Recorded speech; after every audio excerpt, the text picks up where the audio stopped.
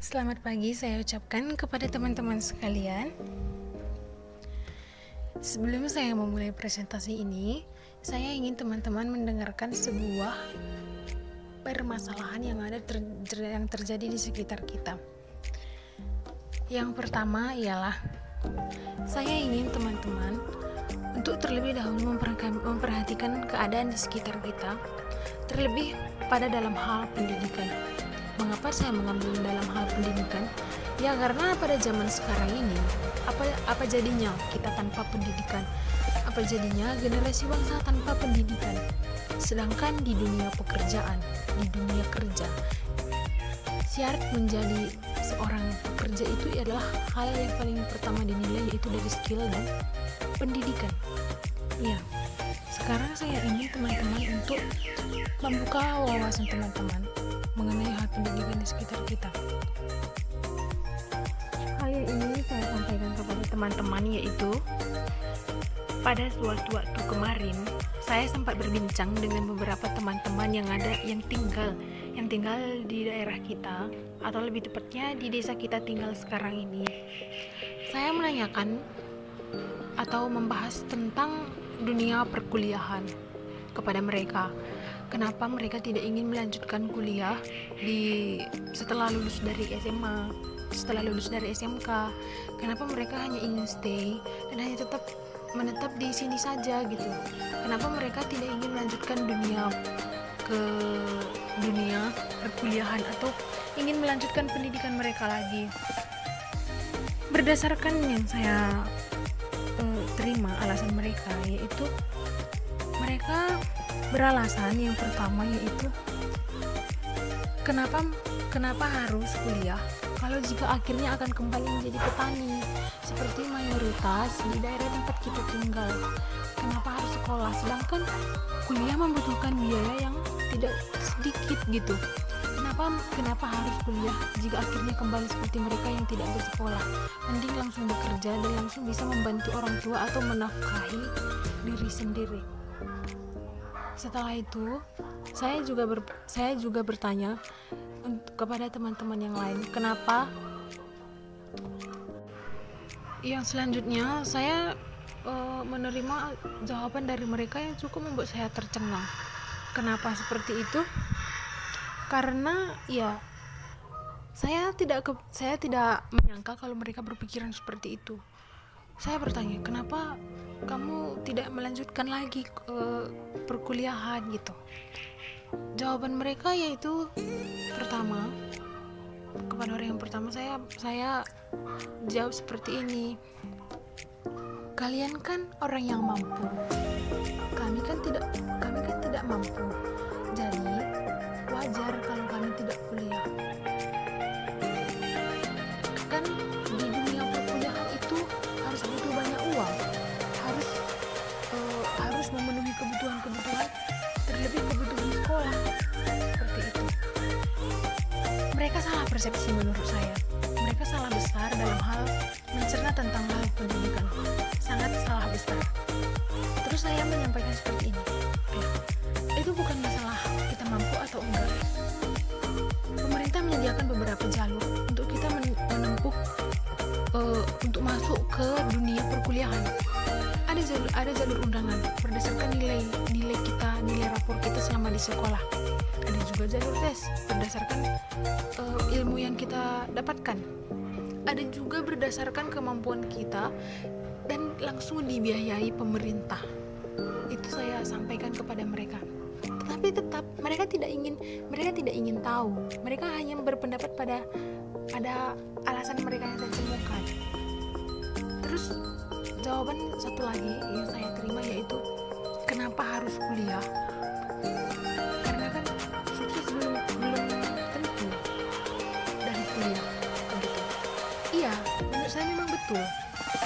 Dan saya sampaikan seperti ini, memang betul kuliah belum menentukan kesuksesan kita di kedepan hari. Kesuksesan bukan kita yang tahu, tapi setidaknya sekolah merupakan salah satu gerbang menuju kesuksesan. Jika kita mampu, kita akan menembus gerbang itu dan kita akan mencapai hal kesuksesan yang Tapi mereka berpendapat seperti ini. Lah, iya memang betul. Memang itu merupakan satu gerbang. Tapi kalau misalkan salah satu itu tidak mampu membawa kita menuju kesuksesan, kan sudah uang yang kita keluarkan selama sekolah itu sudah sia-sia. Mending kita buka usaha, berusaha bisa membantu orang tua.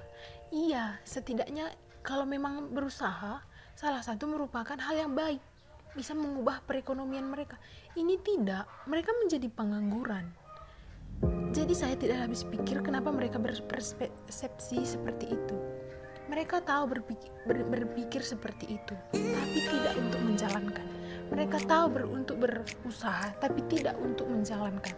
Itu yang saya sesalkan, dan itu yang saya butuhkan dari mereka. Kenapa mereka seperti itu? Dan saat ini saya ingin menyampaikan kepada teman-teman yang di sini yang berniat untuk melanjutkan studinya, saya mendukung teman-teman. Saya setuju dengan kata teman-teman. Jadi mari kita bersama-sama menempuh masa depan kita.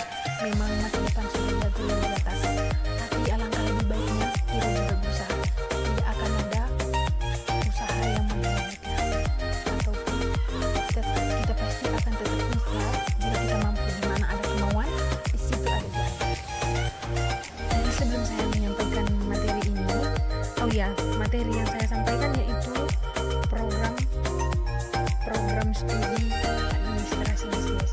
Sebelumnya saya ingin menyampaikan bahwa teman-teman di sini merupakan generasi yang mampu mengubah generasi bangsa yang akan memajukan negara kita ke depannya. Jadi saya mohon kepada teman-teman untuk disimak dalam sewaktu saya menyampaikan presentasi ini. Terlebih dahulu saya akan memperkenalkan diri saya. Perkenalkan, nama saya Merlin Tasari Sumire. Saya berasal dari Politeknik Negeri Medan, jurusan Administrasi Niaga, program studi Administrasi Bisnis, kelas AB4D. Maksud dan tujuan saya untuk membuat presentasi seperti ini, saya ingin teman-teman mengetahui apa itu AB, dan semoga teman-teman tertarik untuk bergabung bersama kami di Politeknik Negeri Medan ataupun di tempat lainnya di jurusan yang sama. Saya mohon teman-teman untuk konsentrasi sebentar, hanya sebentar saja. Yang pertama itu, apa itu AB? Apa itu administrasi bisnis? Administrasi bisnis merupakan salah satu program studi yang mempelajari tentang tata kelola perusahaan, tata kelola bisnis. Dan di sini bisnis bukan hanya sekedar jual beli produk dan hanya untuk mendapatkan keuntungan. Bukan, teman-teman. Di sini yang dimaksud dengan AB itu yang merupakan suatu ilmu yang mempelajari tentang tata cara kelola bisnis dan perusahaan, yaitu seperti mengenai mencatat informasi atau memperoleh informasi, atau mengenai pemasaran barang-barang. Semua yang berhubungan dengan administrasi kita belajar di sini.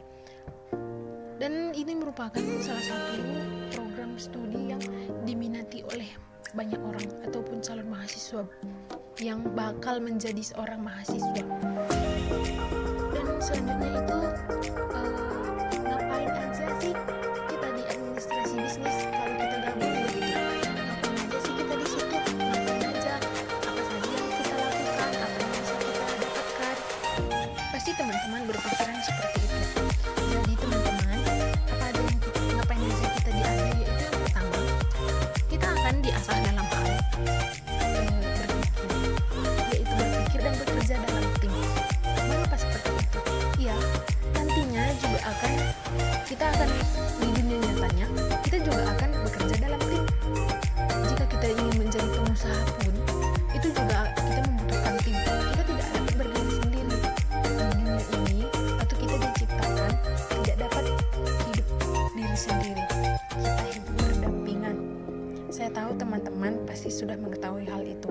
Jadi ngapain aja sih kita di AB?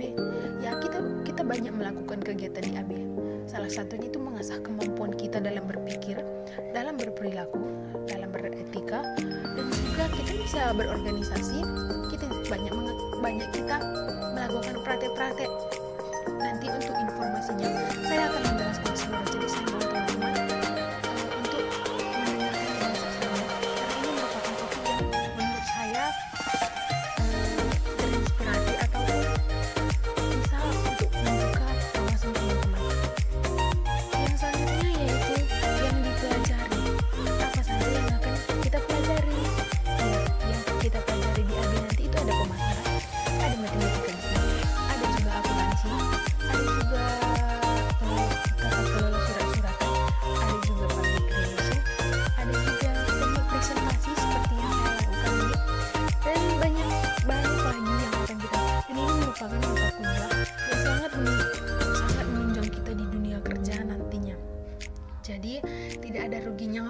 teman-teman bergabung di administrasi bisnis ini.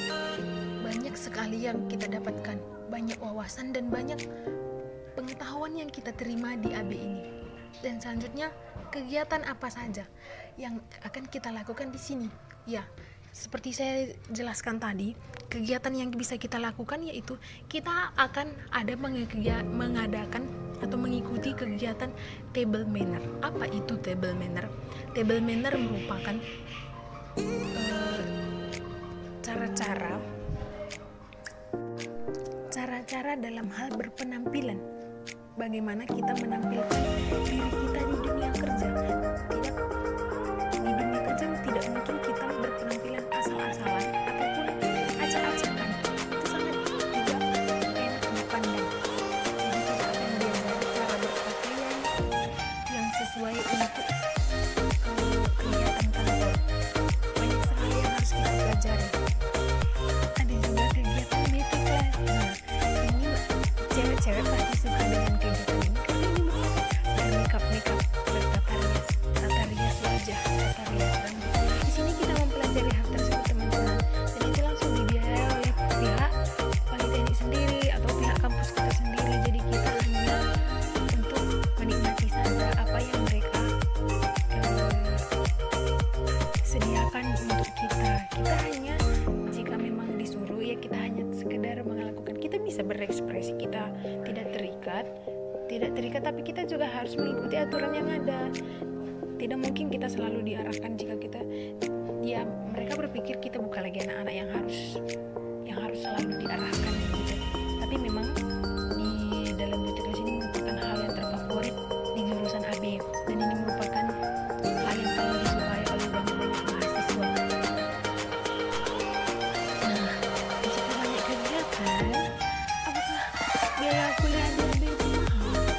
Apakah seperti kampus-kampus lain atau jurusan-jurusan lain banyak kegiatan kan? Jadi pasti mahal dong uang kuliahnya. Pasti kita berpikiran seperti itu, teman-teman. Di selanjutnya kita akan bahas biaya kuliah. Biaya kuliah di AB itu cukup murah. Menurut saya itu murah banget dibanding dengan mereka yang di jurusan lain. Di Politeknik Negeri Medan, tepatnya, ada dua sesi dalam perkuliahan. Ada masuk pagi, ada masuk siang. Untuk kelas juga dibagi dua, yaitu ada kelas reguler, ada juga kelas khusus atau bilingual. Jadi untuk yang kelas reguler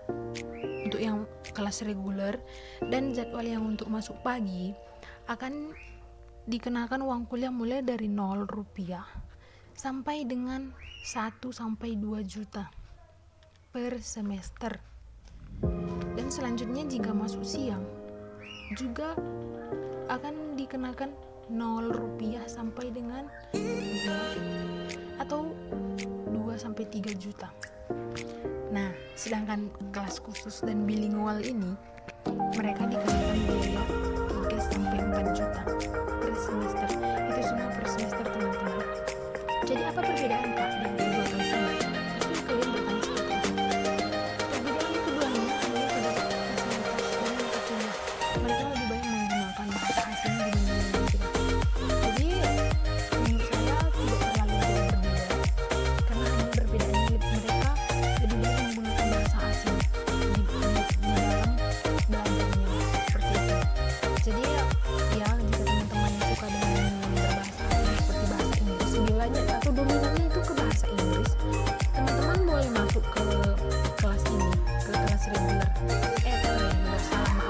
ke kelas khusus atau bilingual lebih tepatnya, seperti itu.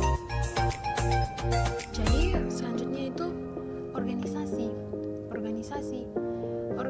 yang bisa kita ikuti di sini itu banyak sekali, teman-teman. Kita bisa mengikuti semua organisasi yang ada di kampus kita, tidak memandang dari jurusan apapun. Dan lebih tepatnya di AB itu sendiri ada organisasi HMPS, Himpunan Mahasiswa Program Studi, dan itu merupakan ada di setiap jurusan, setiap prodi. Nah, jika seperti itu, jika teman-teman bisa melakukan atau mendaftarkan diri di dalam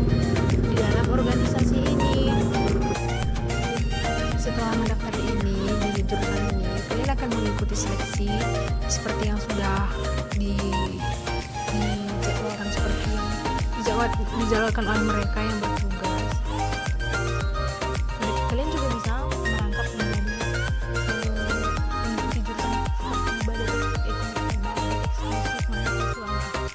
Ya, kita bisa mengikuti juga, dan itu merupakan organisasi di bawah naungan Politeknik Negeri Medan sendiri. Jadi teman-teman tenang, yang suka berorganisasi bisa juga di AB. Selanjutnya itu kenapa harus AB? Kenapa yang tidak? Iya teman-teman, alangkah lebih baiknya teman-teman lebih memilih AB. Kenapa seperti itu? Karena merupakan AB cangkupannya itu luas sekali. Kenapa bisa luas? Padahal kan hanya administrasi. Pasti seperti itu pikiran teman-teman. Iya, luas. Kita belajar dari semua hal.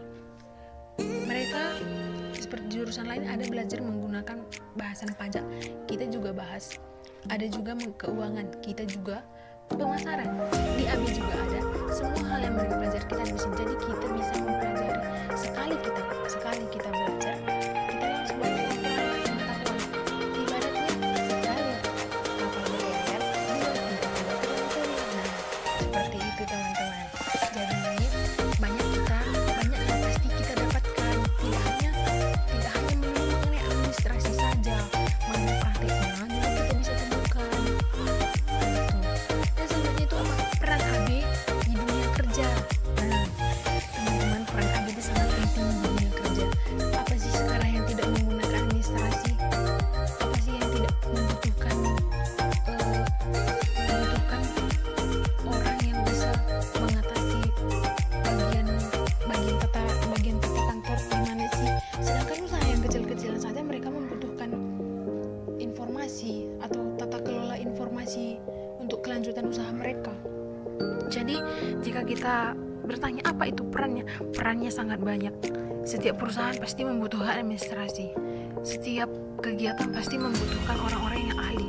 Tidak hanya itu, kita juga bisa, bukan hanya sekedar administrasi, bukan hanya pekerja. Jika ingin menjadi MC, ingin menjadi pembicara, kita juga bisa. Dari segi penampilan kita bisa, dari segi skill kita bisa. Jadi yang paling berpengaruh menurut saya di dunia kerja itu merupakan di administrasi bisnis. Selanjutnya yang terakhir yaitu lulusan. Nah, lulusan AB itu bisa jadi apa aja gitu.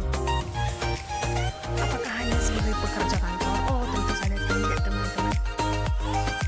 Seorang lulusan dari administrasi bisnis ini pasti banyak sekali bisa menerima mereka di dunia kerja. Di bagian perkantoran mereka pasti menerima, sudah pasti, dan itu sudah terbukti dari teman-teman. Dari nama jurusan saja kita sudah mengerti bahwa pasti kita akan bekerjanya di kantor. Nah, apakah hanya bekerja di kantor? Bukan, kita bisa menjadi pengusaha, kita bisa menjadi pembicara, kita bisa menjadi entrepreneur, dan banyak lagi. Kita juga bisa menjadi direktur, manajer, dan segalanya. Kita bisa seperti itu teman-teman. Karena mengapa saya berani mengatakan seperti itu? Karena banyak alumni kita sudah seperti itu, sudah melakukan atau sudah menjadi pengusaha, sudah menjadi pekerja kantor, ada juga manajer, dan banyak lagi. Jadi tidak ada salahnya untuk teman-teman bergabung di administrasi bisnis ini. Saya sangat menyarankan itu teman-teman. Nah, itulah yang bisa saya sampaikan untuk mengenai AB ini dan mengapa teman-teman harus memilih AB. Saya kira teman-teman bisa mengerti karena kenapa alasan saya memilih dengan jurusan ini. Mungkin itu saja yang saya bisa sampaikan pada teman-teman. Kiranya teman-teman di sini sudah menetapkan pilihan akan kemana, jurusan apa yang akan dipilih. Dan seperti yang saya sampaikan pertama tadi, saya juga mengatakan hal yang sama kepada teman-teman. Saya harap teman-teman yang di sini bisa juga berpendapat seperti saya. Jika ada teman-teman kita yang masih bingung mengapa harus kuliah, saya harap teman-teman sudah bisa menjelaskan seperti yang saya jelaskan barusan. Dan teman-teman, saya berterima kasih atas partisipasi dan atas konsentrasi telah mendengarkan saya, dan semoga teman-teman bisa menjadi pribadi yang lebih baik untuk kedepannya dan bisa diterima di universitas ataupun PTN yang akan dipilih, yang